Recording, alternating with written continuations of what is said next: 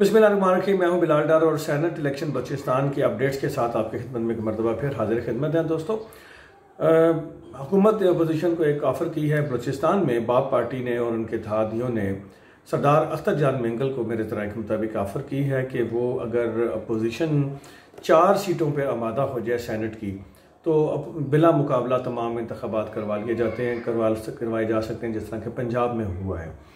जबकि जो सरदार अख्तर जान मेंगल साहब हैं, उनका ये जवाब है कि वो 4 नहीं 5 सीटें अपोजिशन आराम से बासानी जीत रही है और हम छठी के लिए कोशा हैं, तो लिहाजा वो इस बात पे आमादा नहीं हुए।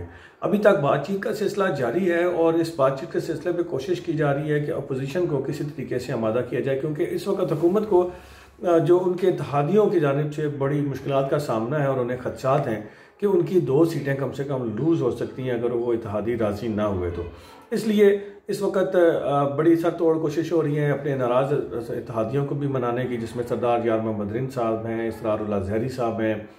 इनको राज़ी करने की कोशिशें हो रही हैं और साथ साथ हुकूमत ने बड़ी समझदारी का सबूत देते हुए मुज़ाकरात का दरवाज़ा खोला है और सख्त लबोलजा अख्तियार करने के बजाय बातचीत से मसाइल हल करने की तरजीह दी है।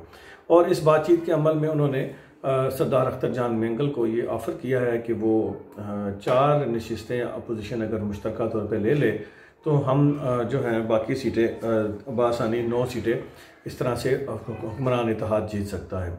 लेकिन अपोजिशन इस बात पर अभी तक आमादा नहीं हुई और ये बातचीत का सिलसिला अभी टूटा नहीं है। ये बातचीत का सिलसिला अभी जारी है और कोशिश हो रही है कि किसी तरीके से अपोजिशन को राज़ी किया जाए। लेकिन अपोजिशन जो है वो 6 सीटें मांग रही है और 4 पे राज़ी नहीं हो रही है। लेकिन एक ज़राए जो हैं या सियासी मुबसरीन हैं बलूचिस्तान के, जो उनका कहना है कि ये अपोजिशन को मान जाएगी। अगर ये बातचीत आगे बढ़ती है तो ये सिलसिला जारी रहा तो अपोजिशन 5 सीटों पर राज़ी हो जाएगी।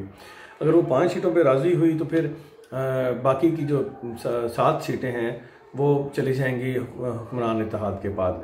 तो बातचीत का अमल जारी है, देखते हैं क्या होता है। और हम आपको इस हवाले से अभी भी बातचीत चल रही है, इनसाइड स्टोरी है ये बातचीत अभी किस राहल में है, मज़ीद आगे बढ़ेगी और क्या होगा इसके अंदर, मैं ऐसे ये सारी बातें आपको अगली वीडियो में इंशाल्लाह बताऊंगा।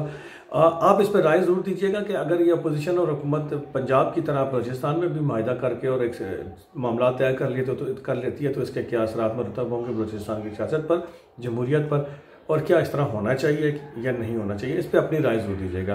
बिलाल डार को इजाज़त दीजिए। अल्लाह ताला आपको और मेरा निगहबान।